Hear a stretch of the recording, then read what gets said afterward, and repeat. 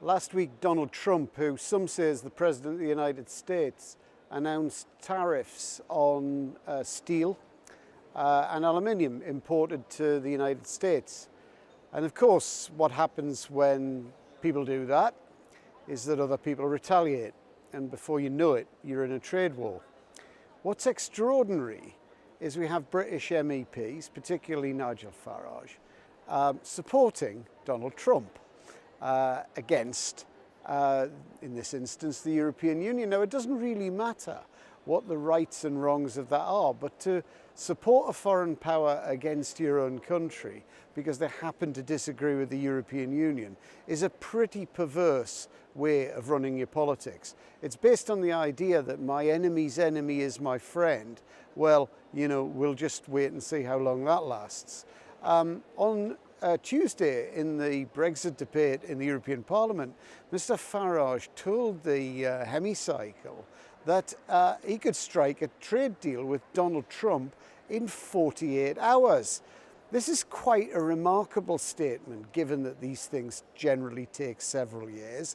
So, of course, Mr. Farage knows very well that he will never actually have to do that or ever be in a position to do that because, of course, his party is dead. Now, all of this is fine, but where does it actually leave us? It leaves us in a position where we have an American president who is intent on isolationism at a very dangerous time in international relations, at a time where we're seeing attacks on British soil by foreign powers seeking to eliminate people who are living legally in the United Kingdom, an intolerable situation that our European allies have been very keen to support us on. And Mr. Trump, well, not so much there. In fact, we see his Secretary of State being fired, probably for supporting the United Kingdom's position against Russia. This is all very disturbing, but what does Mr. Farage do in these circumstances?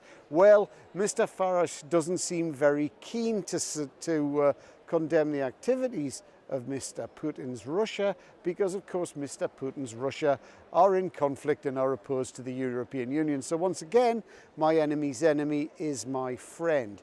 The reality is we end up in a situation where the West is destabilized and Britain's withdrawal from the European Union is helping destabilize the West at an extremely difficult time. Now, 4 years ago, I made a speech calling for the referendum to be cancelled because it was a dangerous time in international relations. The fact is, whatever has happened since, the West needs to stick together now and work together in the way that, by working together, we kept peace for many, many years in a much more difficult situation after World War II.